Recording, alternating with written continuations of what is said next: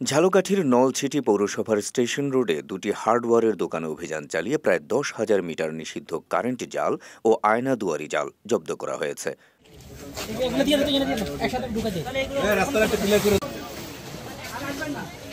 মঙ্গলবার দুপুর 1টায় নলছিটি পৌরসভার এসব দোকানে ভ্রাম্যমাণ আদালত পরিচালনা করেন নলছিটির সহকারী ভূমি কমিশনার সমাপ্তি রায়। এ সময় শহরের কতিপয় অসাধু ব্যবসায়ীরা জরিমানার আতঙ্কে ব্যবসা প্রতিষ্ঠান বন্ধ করে পালিয়ে যান।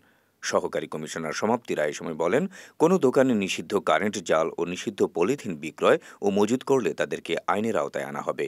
এ সময় কারেন্ট জাল বন্ধের এই অভিযান অব্যাহত থাকবে বলেও জানান তিনি।